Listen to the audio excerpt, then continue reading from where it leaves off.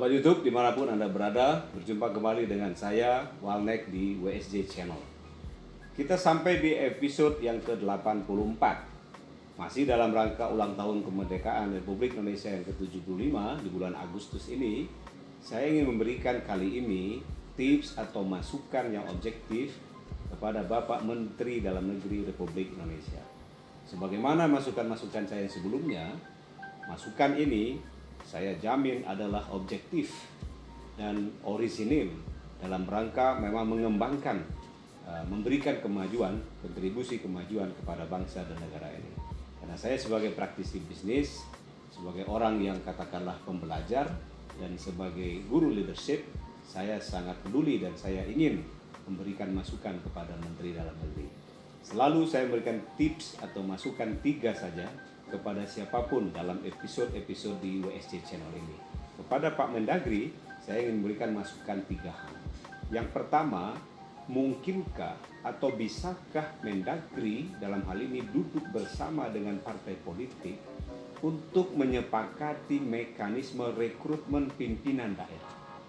Sehingga kita tahu memang dalam alam demokrasi siapapun punya hak untuk mencalon, siapapun punya hak untuk tampil sebagai pemimpin-pemimpin di daerah, baik tingkat 1 maupun tingkat 2. Tetapi mungkinkah kiranya dibuat mekanisme rekrutmen yang lebih berkualitas, mekanisme rekrutmen yang lebih representatif? Misalnya, yang bersangkutan pernah punya pengalaman memimpin organisasi, baik profesional maupun kemasyarakatan, sekian tahun dengan skala apa? Misalnya, yang bersangkutan kalau ingin berniat mencalon jadi kepala daerah, harus mengikuti katakanlah 2 bulan atau 3 bulan sekolah kepemimpinan, sekolah pemerintahan sebelum mencalon. Jadi harus berinvestasi.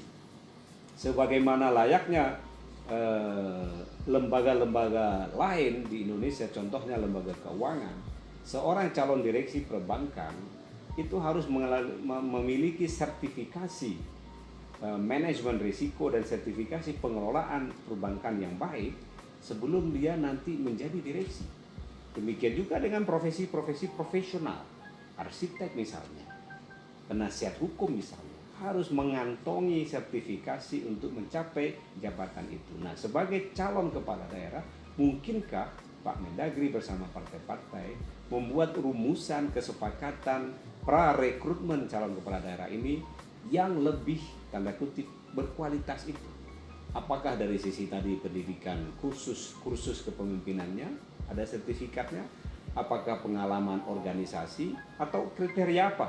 Silahkan saja kriteria itu bisa dikembangkan sehingga kita tidak membeli kucing dalam karung.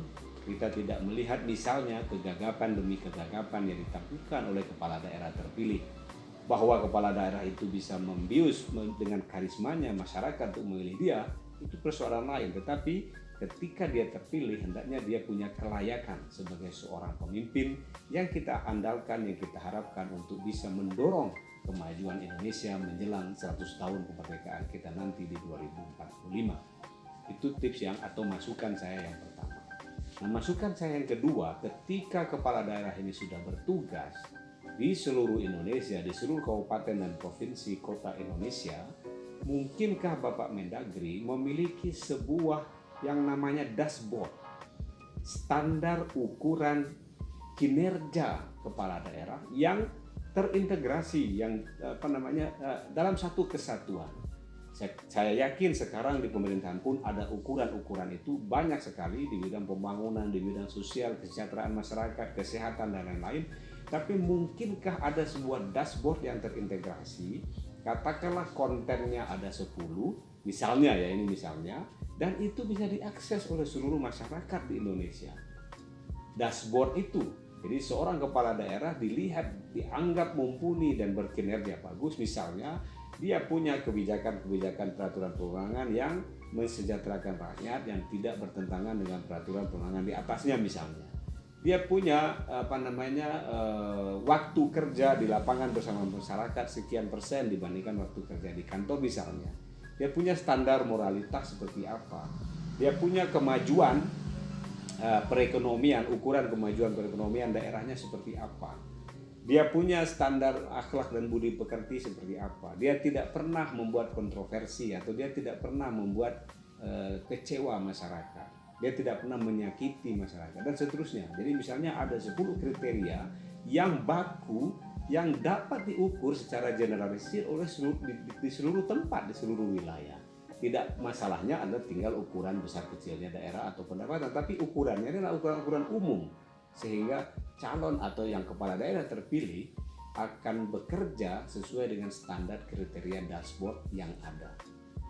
Dan tips ketiga dari saya untuk Pak Mendagri, mungkinkah dashboard itu yang sudah ditetapkan tadi diukur oleh lembaga independen, bukan oleh Kementerian Dalam Negeri, sehingga bisa dihindarkan subjektivitas.